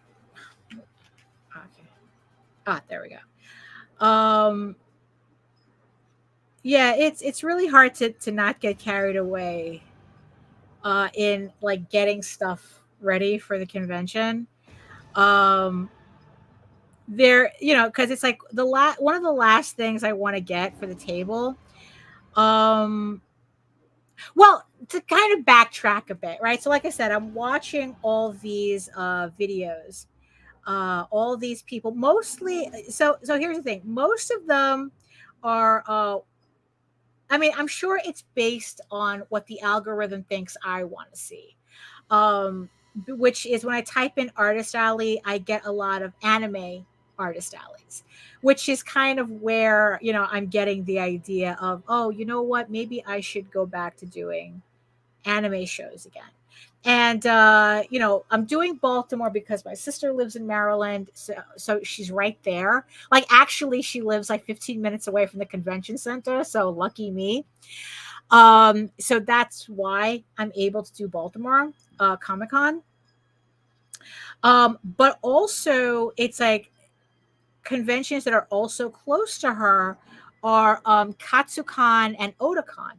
I mean, they're both in Washington, D.C., but she says, oh, it's just a 45-minute drive from where I'm at. And it's like, okay, it's something, something to consider, because it's like, yeah, it's like, but again, it's like I would have to have a very specific, I want to have very specific products if I'm going to do an anime show. Oh, hello, Michael. Hello, Michael. Welcome. yes, I did miss last week, so I figured I'd do one today. So, of course, so I do the search on YouTube, and I'm getting all these anime conventions. And a lot of pink is involved. Let's just say, I mean, it's like all these girls, they all do pink booths, pink tables, everything's pink, every table is pink, and it's just really funny. I didn't know that they made that many houseware, like home, like the grids. I didn't know that they made them in pink too. Of course they do, but and what I like about their like overviews of conventions, of just in general, of what they do in general, is just like how free they are with the information. Like, I remember back in the day, like you could like people would hold on to information, like you had to like almost like trick them into giving you vendor information. Like, nobody wanted to share that type of information. It's like whether a convention was good or what vendor they used for something. And, it was just like really obnoxious. But these kids, I mean, and they're literally kids. I mean, it's like they're like, they just turned 20, and they're talking about how they had a small business for 4 years.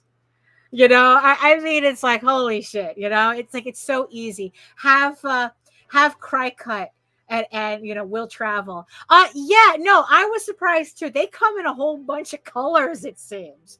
I saw like, I mean, I have, yeah, so it's like I have it in black as well. Because in the end, that's the least expensive one, right? That's the least expensive one, but I have seen them in white, and yeah, and they have them in pink, and they have them in blue, and it's like I've seen it in gray, so whatever designer color I guess you need. But what it is that they're not like the black and the white I've seen in the grids, but these were interesting because like they instead of like grids, they had like frosted panels, like they were plastic frosted panels. So if you have like a white grid with the pink frosted panels, you could like combine them and build whatever Lego monstrosity you need behind your table or whatever. I mean, it's like, what is it? What's the name of that toy? Connect it, I think it was, or something. I don't remember. I don't remember the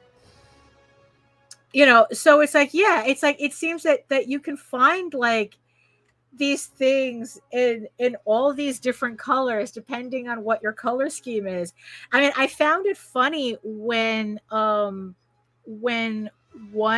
girl said the first thing when you're considering a convention, the first thing you want to figure out is what's your color scheme. And I thought that was so funny because when I started doing conventions, I didn't think about color scheme. I just thought about like what books am I going to have on the table and how I'm going to dump everything on the table and that's it, But it's like, no, it's like, no, it's like, oh, because your color scheme is part of your branding. So, that's all that, marketing speak, right? So, yeah, so it's like, so if you want people, to find you at cons and, like, so you have to be consistent with your branding. And she was saying how it's like what the color scheme that you choose helps with that. Have a color scheme. Well, yeah, that's true. I mean, honestly, that's what I did for my comic too. When I was learning how to like really color for comics, the way the professionals do, I really had to. I spent like a week just trying to come up with, okay, what's my color scheme? Like, what kind of colors do I want to see my artwork in? For this book, and it affected the shading and everything. So yeah, that it's yeah, and it's like, yeah, and I'm sure like, and even if you're doing like a black and white manga, I don't remember if you're doing a black and white or color book, but it's like how you package your book, like what your covers look like, especially when like you have volumes and you put that together, you want, it's like, what's your color scheme for that? How you look at your shelf and you look at all your manga and you can tell which manga is what. You don't even need to see the title, but just by the color scheme. So yeah, I know, I completely get that. It's like, okay, but the branding to you as a person and not necessarily to the company or products. Yeah, it's weird. It's kind of like in terms, like I said, in terms of what they were saying in Artist Alley, I think they were talking about making it easier for people to find your table really, really quickly. But you see, the problem is that when every other girl at an anime Artist Alley is like, their color scheme is pink, it's like you really have to stand. Like, maybe having a black table would actually be better for you.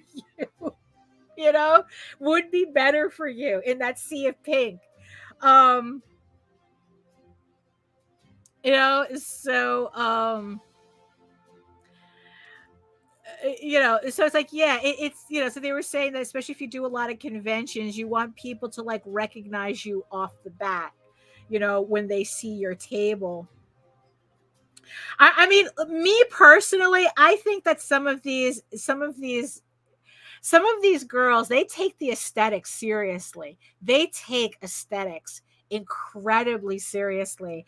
And it's like, and sometimes, I don't know, like sometimes I think that aesthetic can get in the way, where it's like they spend more time on getting the aesthetic. Well, I disagree. I think that there is, I mean, watch enough of these videos and there is a rhyme. There is a reason to how they set up at anime conventions. And it's really, honestly, and and it's like, look, I'm gonna say it. But it's like, especially when you compare it to comic book conventions, like how guys set up a table and how these girls set up a table are really two different things. Like the thought process really, really is different. I mean, like most guys, they literally just dump their shit on the table, and that's like the extent of their aesthetic. And maybe they have a black tablecloth, it's like, but I mean, these girls are building shit for their table. It's insane sometimes how elaborate some of these, like they do shit with those grids, with those shelving grids that, like I said, it's like sometimes to me it's like, whoa, that's a lot going on. Like that would be too much thought for me, like too much executive function for me.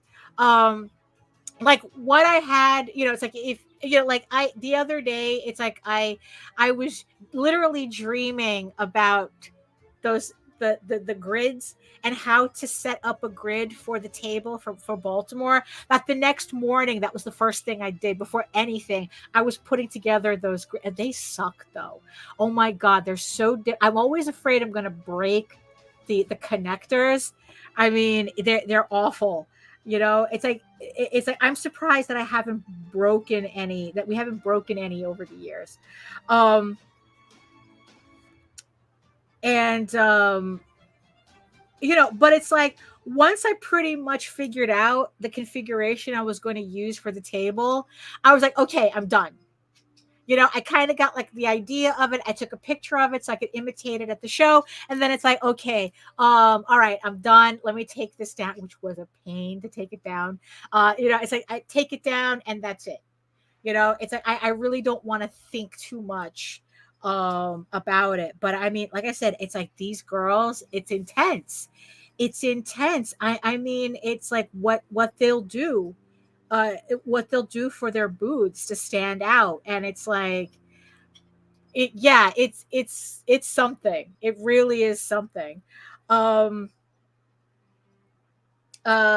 see. To me, they brand themselves for more of the work. They'd rather get commissions for bigger project than to sell products that already made. I find it more the presentation of resume of work than sales. I don't know. Like I said, I've been watching a lot of these, so they're fresh in my head. So, honestly, it's like, I don't know, the intention that they seem to have, like honestly, I really do believe that they feel the booth, the way it looks, is an extension of their portfolio. Like that is their portfolio. How their booth looks is their portfolio. The more I watch these videos, the more I believe that. Like me, I'm more utilitarian because it's like I've mostly I just see what people do at comic book conventions. They practically just dump their shit on the table and call it a day. But I do have to admit, I am probably going to buy some fairy lights. There's this little lamp that I'm going to pick up for like, I think it's like $11. It's like a little cheap lamp that it looks neon, but it's not. And it's just like a unicorn head. It's really cheap. And I'm going to get some fairy lights so that I can like put it on top of the unit, because Nita had said something that she noticed that she realized at MegaCon. So when she was at MegaCon, Amog, another artist, had this little cheap neon nightlight on her booth that was in the shape of a cat, and because I guess how she positioned it, that it's like she used that as kind of like a beacon in the convention. If you've ever been to MegaCon, it's gigantic. I mean, it's not San Diego, but so she used that as a center of, to kind of like orient herself as to where she was at the convention. It's like Gothic Lolita Angela saying, yeah, I need to get into getting lights too, to get more people to my booth. I mean, yeah, I think that's a way to do it. Yeah, that's what I think I'm going to do too. So I'm going to have this unicorn nightlight at the top, and then I'm going to run the fairy lights along the shelving and then like along the table itself. I'm going to get the battery powered ones. I'm hoping because I don't have, I'm not going to have any USB banks that I have, power banks, I'm going to be using for my phone. So I don't want to like connect it to lights if I don't have to. But where was I? Oh, here. Yeah, so both the lamp and the fairy lights that I'm getting, like I said, they're really cheap on Amazon. I think I'm going to get like two 20-foot fairy lights for like $7 or something, and they're battery powered. So, and the same thing with the unicorn light that's battery powered. So,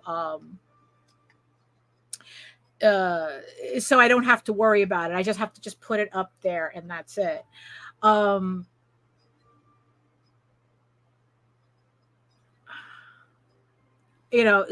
yeah, that's yeah. So the idea, so yeah, so what Nita had said that it's like, so she was using Mog's nightlight on her booth as a way to like, okay, so there's Mog, like there's that booth I have to be at. So, yeah, put lights on your table. So yeah, so that's what I'm going to do too. I'm going to put lights, and just to see what happens. Like I said, look, they're cheap enough, and and it's a way for people to like kind of like, orient themselves to where they are in the convention. Again, and hopefully they'll buy stuff from you because like, oh, I like your nightlight. What, so what do you have on your table? So yeah, so it's like, so like I said, some of these booths get really intense. Another thing that I appreciated is the fact that they're willing to share their vendors. Like, because it's like I said, it's like, because back in the day when you couldn't do, like, you literally need a laminator to make keychains and shit. You just little printouts and you cut out, and those were your keychains. Now you can get like these professionally done acrylic keychains with your artwork on it. And they were more than happy to share their vendors as to where, of course, these are all like mostly Chinese companies. I know that there was one person who said they used Alibaba and stuff to make their pins and whatnot, but like some of the vendors that they were like I was literally taking notes. It's like, oh, I gotta check these guys out later. Like the two most popular manufacturers that I kept hearing people mention in those videos were gs-jj.com. Again, these are both Chinese vendors. And what was the other one? The other one, I think, is, they said that one girl said that everybody uses those. Vograce, VOGRACE. So like those are the like they do lanyards and acrylic keychains and the whole, like those types of buttons and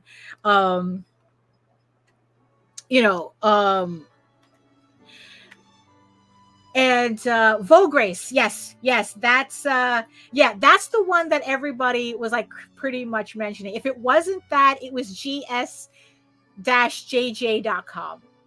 They both kind of like, it's like Vograce. Yeah, I need to try them too. I do. It's like, the only thing though is that I'm just not at a point now where I feel comfortable having I guess merchandise like that, because I guess it depends on how these conventions go for me, you know.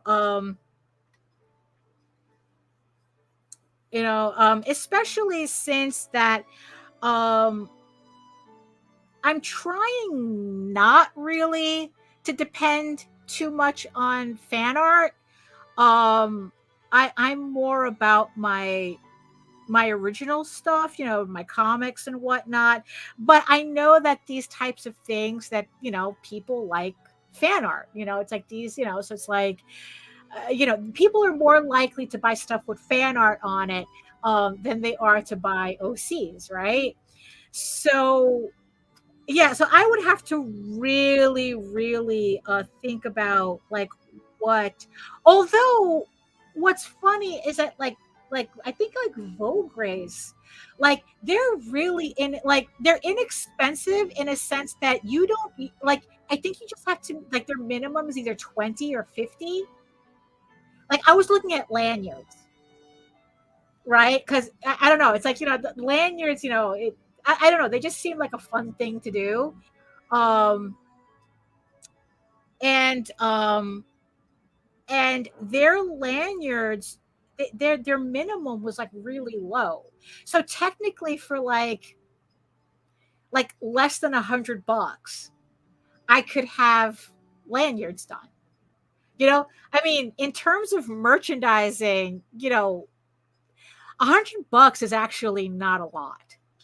It's like, yeah, it's like, money's money, it's like, but, in terms of if you want to do, um, if you want to do merchandise for a show, that, yeah,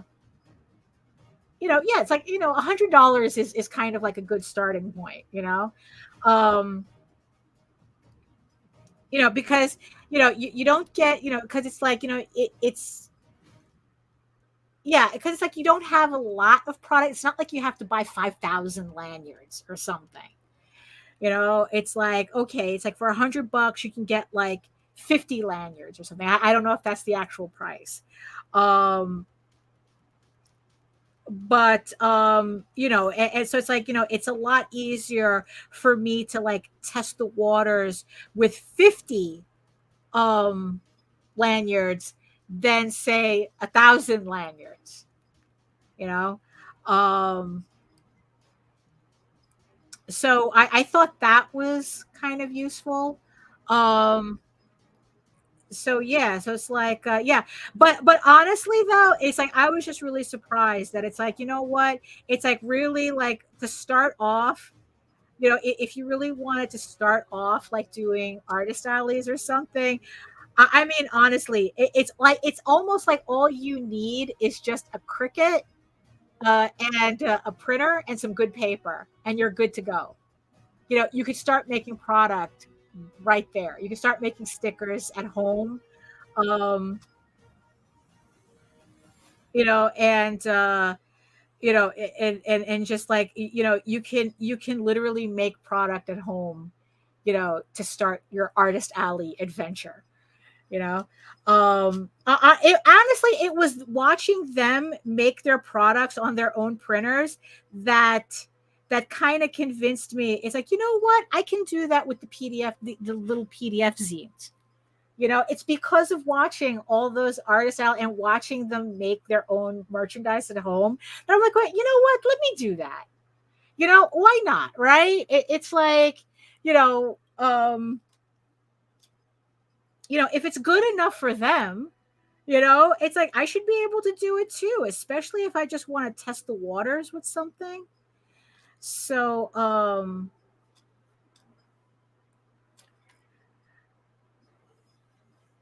so, yeah, so, as you can see, um, where's my thing? Okay, here we go. There we go. So as you can see, I extended that bleed. Yes, Joe. That's exactly like I that's how I started. I started doing bookmarks. That was like And mind you, how to make bookmarks for Artist Alley is my #1 most viewed video on my channel. And here's the thing. Now it's gotten to a point where I can now, if I wanted to do bookmarks again, if anybody wanted to do bookmarks again, you can buy lamination sheets specifically for bookmarks. You don't need to cut anything down anymore. You could just buy the lamination sleeves now. When I was doing bookmarks, I was just taking the 11 by 17s and cutting them down. But now you can get the so as you can see, I just extended it slightly.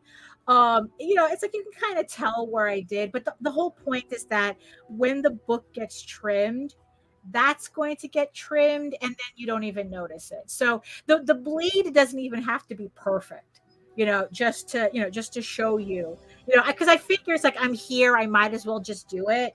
So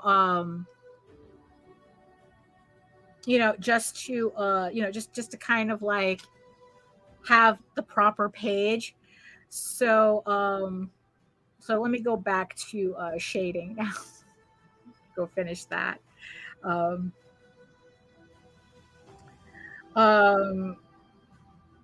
Yeah, but it's like you too.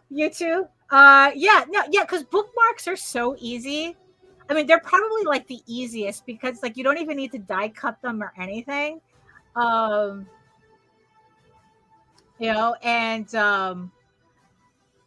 if you're feeling really ambitious, you can get bookmark sleeves and you can do original art bookmarks. I was doing that at conventions for a while.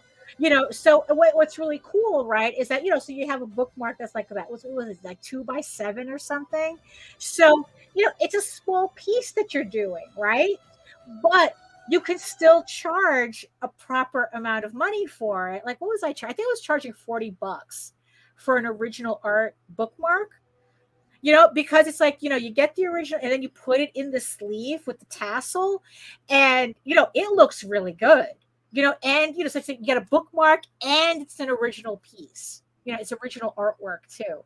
So it's, so that actually I have to, Nina had reminded me about that. And it's like, oh, okay, I have to find, I have a stack of pre-cut paper, Bristol, and I have the bookmark stuff. I just have to remember where I put it. I think I do. I do remember. And instead of so it's like so bookmarks, it's like you get an original piece and you can use it. You don't have to put it away. It's already in a plastic sheet. You can use it as a bookmark. You can actually use it. You're reading your manga and you have an original piece of artwork of your favorite character, your OC or something, and and it's like, and it's really easy. It's small, so it doesn't take a lot of time to do. And it's just like, and it's just something really interesting. See, something those AI guys can't do. That's the one thing those AI guys can't do. They can't do sketches at conventions.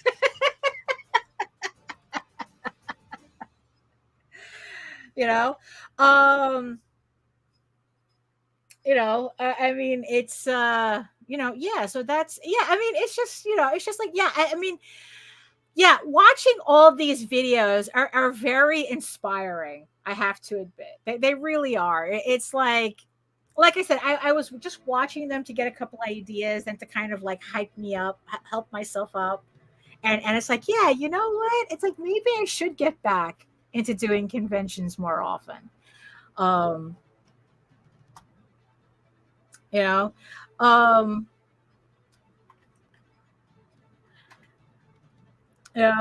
it's just, and the thing is also, I have to remind myself too, that it's like, conventions is work. Oh, let's see. Here we go. So I have a question. So Michael has a question. Do printing companies care if a book have erotica or violence in it? I want to do some, but worried about not finding a printer for it. Very good question. Very, very good question. Very good question.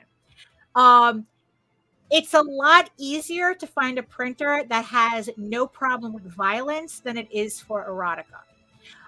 If you're doing not safe for work sketchbooks or comics or something, and you want to get it printed and you find a printer, it best to ask in advance before you send them anything.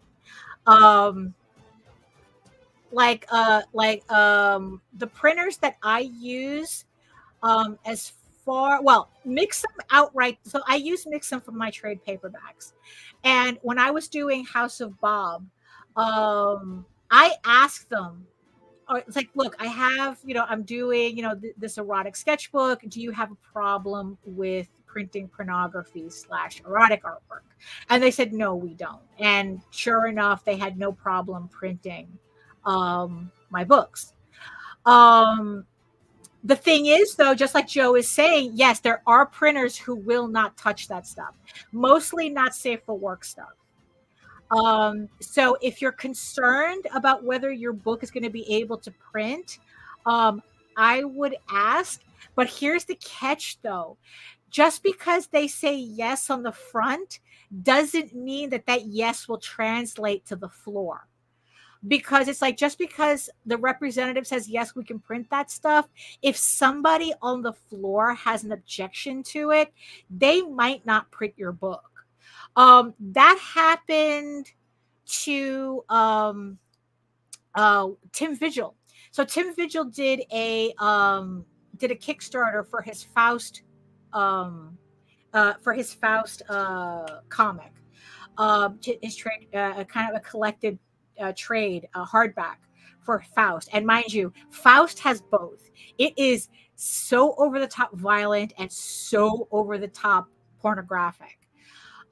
And what happened was that they were ready to print, but they literally, but they found out they couldn't even print the book in the country that their printer was in. They were going to print it in Korea. And when they were about to go to print, the printer literally goes, no fucking way. We are not touching this. And they had to scramble to find a new printer. I think they had to go to South America. I kind of remember Argentina, and I don't think it was, they had to go to South America to print the book. Because Asian countries especially, were giving them a hard time about the content. In the United States, I would give them the courtesy, but like I said, be prepared if all of a sudden you think everything's okay and you go to print and a rep calls you, like, yeah, by the way, I know we said yes before, we can't print this now. Because that's what happened with Brenner. That was a printer that we were using for a while, and they had no problem for the longest time. And then I guess they sold the company, and the new owners refused to do that type of work. Actually, I think they kind of went out of the comics business to begin with. But yeah, there were a lot of not safe for work publishers that couldn't use Brenner anymore. So yeah, I would ask first. I would say most of the time, if you stick in the United States, most of the time there shouldn't be a problem, but it is something you have to keep an eye out for. Asian countries, especially, like if you're printing your book in China, like if you're using like if you use like one of these Chinese companies to print your book, they might have a problem with it. They might definitely have a problem with it. So yeah, just be careful with that. It's like, just give them a heads up, ask, and hopefully they won't have a problem with that. I mean, just to show you, years ago we used to do print. We used to do print brokering, but we had access to the machines ourselves. So we were printing comics for a lot of people. And for a couple of years, we were kind of unofficially, we were the unofficial printers of YoiCon. Because what happened was that, so all these people were trying to get their books, their Yoi books done, but printers would refuse to print them. We were the only printer at the time who would give them no hassle whatsoever about fan art books and Yoi books in particular. Like, really, I think it was like from September to October, we would be printing nothing but Yoi, in the plant. It was pretty funny. It's like I literally had to explain to people what exactly those books were. So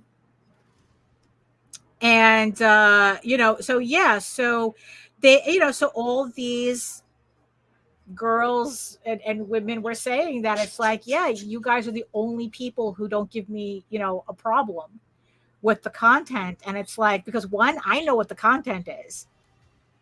I think I've only refused to print one book.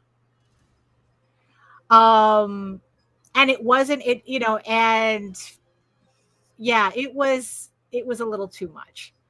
It's like, pretty much, we were printing all types of book, but there was this one particular book that was just like, I had to say, no, we're not printing this, and left it at that. I contacted the person saying, it's like, look, we're refusing to print your book, and here are your files, and have a nice day. That's because sometimes there are certain things like, what? I don't even want to tell you. Yeah, I don't want to. I will tell you what was in that book. It was, you know, it was kind of like, what it was that we only wanted to print art books and comics. And this one person, this one print publisher, thought that they could get around it if they put like one fantasy pinup in the book, and then all of a sudden it's a fantasy book. But pretty much it was just a collection of pornographic photographs with the one really shitty fantasy pinup in the middle. But let's just say, if somebody made a book of Two Girls, One Cup, yeah, I wasn't going to print that shit, literally. So, yeah, there comes a point that even when I was printing, there came a point where I said, no, I'm not going to print this. It's not an art book. The fuck it is. The fuck it was, But yeah, I would say that if you're looking for printers and you have a question, I would say just ask the representative. And I think most of the time you should be okay.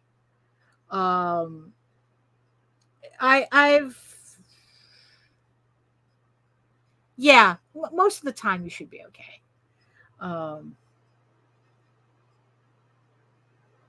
Like I can't even remember a printer saying we don't print that shit. Not for me. So I would recommend just asking. Let me see. So I know we're at the top of the second hour, but it's like, let me just finish this corner here, and then we can kind of move on. I was like, wow, this 2 hours went by fast.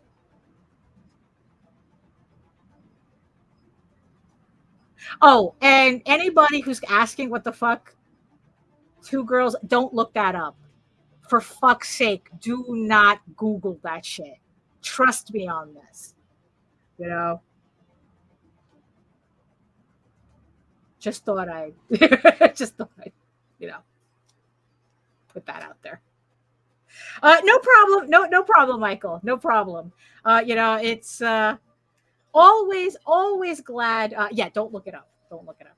I'm always glad to answer questions. It's like this is what I don't understand.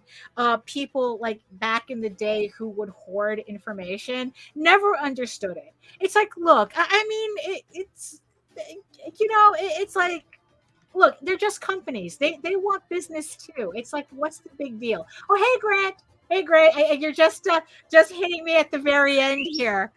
Just kind of finishing up. Well, technically, for the stream, I'm just finishing up. I'm going to be continuing this page after the stream is over. So at least, so I'm going to go back to the previous page, fix up the bleed like I did here, and then just, get this page, like ready, for coloring as well. But it's like, yeah,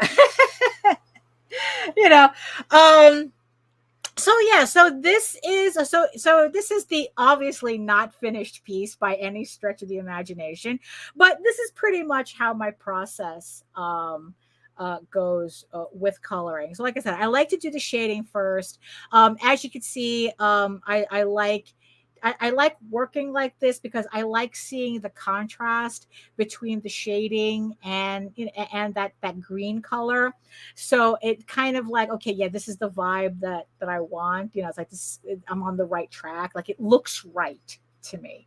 So like I said, when I finally do the flats and put them underneath the shading, it's going to, it's kind of, that's pretty much how I color. Everything, all the covers here that you see, obviously except for Jaden's, this is how I color, everything. So, right. So yeah, so that's where I'm at right now. I mean, honestly, it's like these 2 pages, I'm really looking forward to seeing these in color because it's going to look spectacular.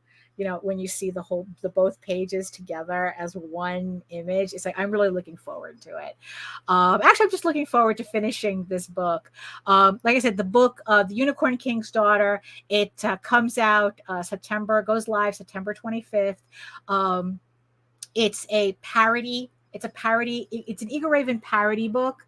And it kind of is not connected to the main canon except for one of them. So it's a 3-book. It's going to be a 3-book campaign, but we can talk more about that later. But the thing is, this is me trying to get ahead of myself, so that by the time the campaign rolls around, I'm already on the next project, the next several projects. Because like I said, it's like I want to finish these 3. I want to finish issue 8. And coloring this and coloring the supplement by the end of the month, so that by the I want to have issue 8 at least shaded as well. Might as well put that on the docket. Get as much as that shaded, so that when we hit September, I want to finish completely issue 8, and then I want to start laying out EGORAVEN 9, 10, 11, and 12, which is the 4 issues that will give me volume 3 for next year. So yeah, my schedule's a little full. I try to be great. I try to be productive. It's like, it's never enough. It's never enough, but I still get a lot done. I still get a lot done. So I try. No fine wine before it's time. So yeah, so there we have it. There we have it right there. Like I said, I'm going to continue it after the stream is over. I don't know. It's like the idea of like running a stream until a piece is finished. It's just like, that's a lot of streaming. I usually need to like get up and go do something else, then come back and whatnot. So it's like, I don't know how Visenia does it. Like she does like these 4 or 5 hour streams. Sometimes it can go up to 8 depending on what she's working on and what she feels like. And it's like, oh, I can't do that. I can't do that. Just sitting. I mean, granted, she gets up too. It's just that she just makes it parts of the stream. But I don't know. I just can't do that. You know, we all have our limits, you know. But what's funny is that when I'm working, I watch her stream. I watch her stream while I'm working, you know, because I know it goes for so long. So it's like, I know that it's like, okay, I have this consistent entertainment for a lot of hours while I'm working. So you know what, we all work the way we work. So it's all good. So let's see. So let's poof and poof there. There we go. So again, thank you so much for everybody who joined me in the chat. Thank you so much for keeping me company. Thank you so much for the questions. Thank you, Gothic Lolita. Thank you, Michael, for your questions. I hope I was able to like answer them and or at least give you some ideas for what you're doing. Like I said, steal all my ideas. Steal, you know, make PDF books, make zines. You know, it's like buy pink cubes for and neon lights for conventions. Go do all that. Let's all have a good time. You know, let's have a good time. You know, so yeah, so thank you. Also, thank you so much for my eyeball people who joined me and stayed the entire 2 hours. Thank you so much for listening to me as I worked. So at least, hopefully, I was able to talk enough so you had something to listen to if you weren't able to watch the screen. So, you know, like I said, I hope we all had a good time. I know I had a good time. So, you know, there you go. So, yeah, so thank you so much. And yeah, so if you want to learn more about me and my artwork and my upcoming campaigns, you can head on over to my main portfolio site at egoworks.com, EGOWORKS, where you know, but I mostly post to Facebook. If you want to catch me on any of the social medias as well, I mostly post to Facebook if you're interested in seeing sketches and current work in progress and whatever live update I may have. And remember, you can watch me here on YouTube pretty much every other Wednesday. You know, it's like sometimes I can do 2 Wednesdays in a row, but you know, like every other Wednesday-ish at 4 p.m. Eastern. So you can catch me on my channel, which also simulcasts through the Indie Comics Network as well. So make sure you like, subscribe, share, and hit the notification bell to both our channels. Thank you. Thank you so much for everybody who's subscribing to my channel. I've been slowly growing since I hit 1,000. Thank you so much to everybody who's in. I hope you're enjoying what you're seeing, and I hope you come back, and I hope to make more content for you. I'm putting together a schedule to put out some videos that I'm hoping that you guys will enjoy. So I hope you know, please subscribe so that you can see these videos as when I start putting them out. So thank you so much for that. Yeah, so remember, you can read EGORAVEN, Air the First Unicorn, for free, uploading every day, Monday through Friday at egoworks.com. But if you prefer your fantasy to be more of a furry Lord of the Rings adventure, you can head on over to the link at Tall Tales, TAILS online.com. And not only can you read the first 20 issues of Tall Tales for free, but you can catch up on the latest story arc, Tears from the Mother, which is also currently uploading Monday through Friday. So remember, Baltimore Comic-Con, September 8th to the 10th. I'm going to keep talking about it until we get there. So it's like, yes, hey, look, it's a little over a month away. So Baltimore Comic-Con, I will be in the Artist Alley. Remember that EGORAVEN goes live on Friday. Join us at 11 a.m. on the Rage Into the Vlogs show, where we will be launching EGORAVEN issue 4. We're going to have some raffles. We're going to have a good time, probably some surprises again. And yeah, so join us at 11 a.m. when we launch EGORAVEN issue 7. don't miss out on that. And remember also, the Oswald Chronicles is on pre-launch right now, along with JD Calderon's new project with C. Michael Lanning, Magi's Grace. Everything is in the show notes below, so make sure to check everything out. So that's it for me on this Wednesday. I got more work to do, but alas, we must end it right here. Thank you so much, everybody. I really should come up with a quippy ending for the vlog, but instead I'll just put up the card and leave you with another thank you for joining me. And and I'll see you next time. So thank you so much, and bye. You are all weirdos. Ugh.